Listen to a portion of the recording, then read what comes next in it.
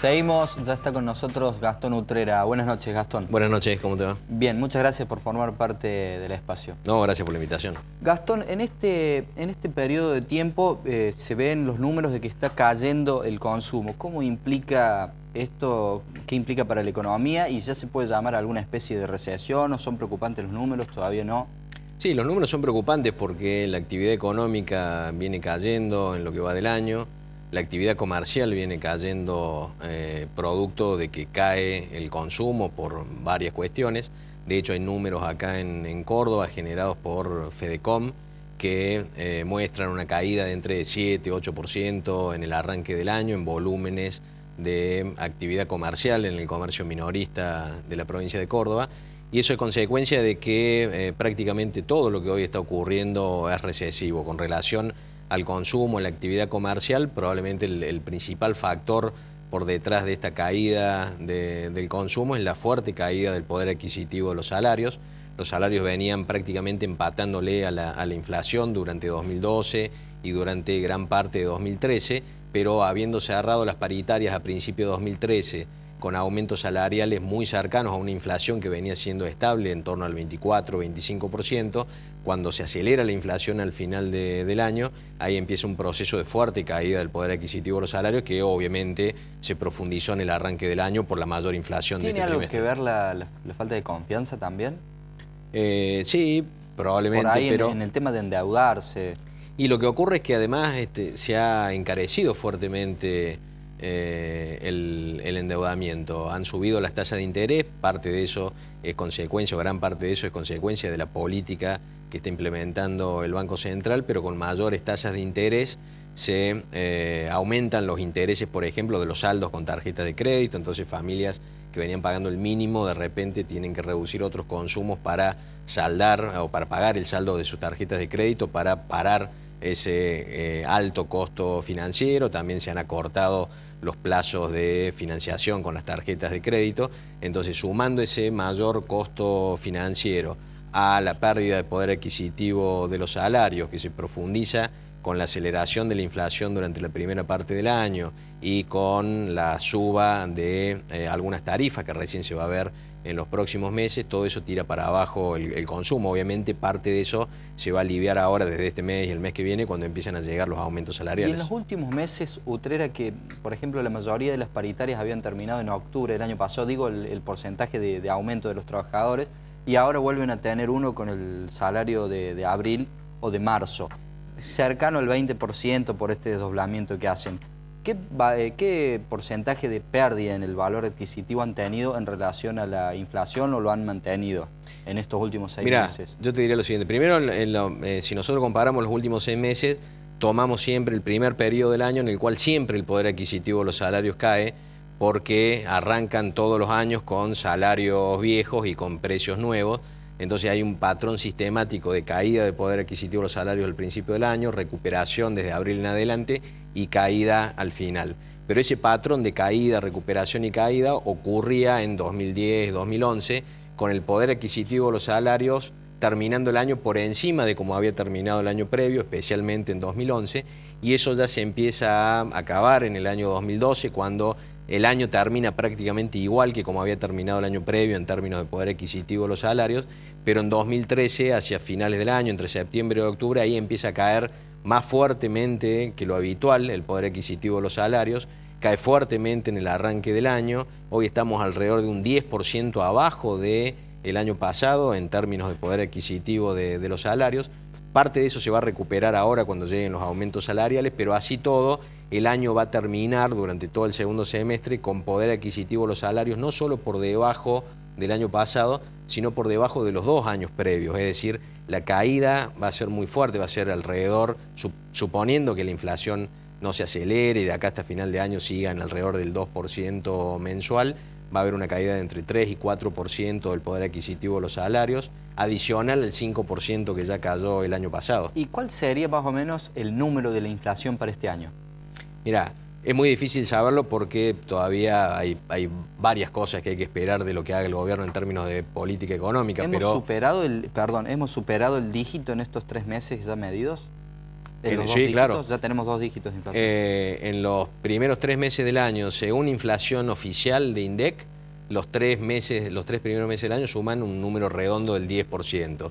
Y según datos alternativos, como por ejemplo los que elabora la oposición en el Congreso, promediando los resultados de consultoras privadas, da 12,7 en el trimestre. Si nosotros supusiéramos que de acá en adelante la inflación es promedio del 2% mensual, muy parecida a la que teníamos el año pasado, ya el año cierra por encima del 30% anual. ¿Puede haber alguna otra devaluación significativa en este 2014 como hubo? Sí, claro, es posible porque ocurren dos cosas. Primero, la inflación de enero se quedó corta, al menos en el sentido de que no solucionó, ni siquiera redujo sustancialmente el problema de atraso cambiario que tenía la economía en ese momento, con lo cual seguimos arrastrando un problema de atraso cambiario, es decir, de dólar oficial demasiado bajo para alentar las exportaciones y para desalentar las importaciones, pero además el gobierno, al haber devaluado 3 meses antes de las paritarias, lo que hizo para llegar mejor parado a las paritarias es frenar la suba del tipo de cambio y mantener un virtual tipo de cambio fijo durante febrero, marzo y lo que va de abril, y con inflación de alrededor del 3% mensual o más, va perdiendo incluso poder adquisitivo. Eso es insostenible en el tiempo. ¿Qué valor del dólar nos daría un poquito de competitividad con respecto a lo que está diciendo usted de que con este dólar bajo se pierde? Mira, una forma de verlo es analizar, por ejemplo, con nuestro principal socio comercial, que es Brasil, y que, por ejemplo, es muy importante para la industria de Córdoba. Si uno analiza el tipo de cambio real contra Brasil, es decir, la competitividad cambiaria contra Brasil, uno puede ver que a los precios de hoy, en 2009 teníamos, cuando no había problema de atraso cambiario, un tipo de cambio que equivale a lo que hoy serían alrededor de entre 11 y 11,30. Es decir, estamos bastante lejos de ese tipo de cambio. Si estamos con un tipo de cambio oficial apenas por encima de 8. Cercano al dólar blue. Exactamente, un poco por encima. Depende con el país en que uno compare, pero si uno compara con distintos países, desde Estados Unidos hasta Brasil y otros socios comerciales, claramente el tipo de cambio para recuperar la competitividad cambiaria de fines de 2009 tendría que estar por encima de 10 pesos. Y a aquellos que tienen la posibilidad de ahorrar, ¿conviene refugiarse en el peso, en el dólar, en el euro, en ladrillos, en plazos fijos? Mira, son decisiones que nunca pueden ser generales porque dependen de cuántos son los fondos disponibles, por qué tiempo van a estar disponibles para estar, digamos, fuera del uso, del consumo, de las preferencias de cada uno, pero si hay algo que uno podría decir es en este contexto que estamos planteando de atraso cambiario, en el cual el gobierno va a tener que hacer algo hacia más que hacia finales de año, durante el segundo semestre del año, a medida que nos vayamos acercando al segundo semestre, la percepción de que no va a haber nada que le gane al dólar va a ser muy grande. Y de hecho, ese es un problema para la política monetaria porque cuando estás ante la inminencia de un ajuste cambiario, puede ser 10, 15, 20% en muy poco tiempo, no hay tasa de interés que te compense esa ventaja de estar posicionado y a más en largo dólares. plazo, por ejemplo, si uno tiene 100.000 pesos para comprarse un 0 kilómetro bien modesto y decide no trasladarlo de acá a 2 años a la compra de esto, ¿en qué le conviene refugiarse? Y mira, para esos montos te conviene, no tenés muchas alternativas a dolarizar esos ahorros. Con eso no te alcanza para un inmueble, no te alcanza para ponerte en ladrillos.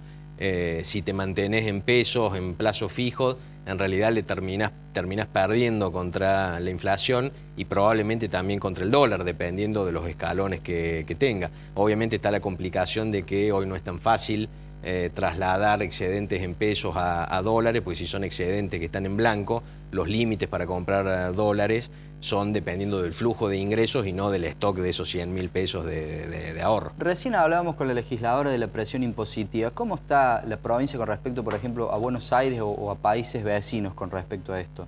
Mira, lo que viene ocurriendo en términos generales en los últimos años en Argentina es que ha subido drásticamente la presión impositiva en los 3 niveles de gobierno, a tal punto que si uno suma los 3 niveles de gobierno en todo el país, la presión impositiva da hoy arriba del 40%, casi el doble de lo que teníamos hace, por ejemplo, 20 años atrás. Y eso ocurre cuando uno analiza las provincias, cuando analiza los municipios, cuando analiza la nación. Obviamente las provincias y los municipios tienen de alguna manera, juega a su favor en la argumentación o en la defensa de su política impositiva el hecho de que en los últimos años prácticamente todo lo que ha hecho el gobierno nacional para cerrar sus números no ha derramado en las provincias, porque el gobierno nacional ha aumentado impuestos que no son coparticipables, ha recurrido a la emisión de dinero y nada de eso recae en las provincias y en los municipios. Pero así todo, si uno analiza el peso del gasto público de las provincias, de los municipios, también ha aumentado en los últimos años, con lo cual no es solo una cuestión de en qué parte lo tienen que empezar a financiar con fondos propios en lugar de fondos coparticipados, sino también que ha aumentado el gasto en las provincias y los municipios. Totalmente claro. Gastón, antes de despedirnos, ¿cuáles son sus vías de contacto, su página de internet o de Facebook? Mira, la mayoría de los contenidos que generamos por distintos canales los concentramos en mi blog de Economía para No Economistas, que es www.gastonutrera.com.ar. Como aparece en el videógrafo. Gastón, muchas gracias por haber formado parte del espacio, muy claros sus conceptos y en cualquier momento estaremos invitándolo de nuevo. Con todo gusto, muchas gracias por la invitación. No, gracias a usted. Nos despedimos entonces hasta el próximo lunes a las 9:30 de la noche para hacer otra edición de Meridiano 64. Siga en Canal C.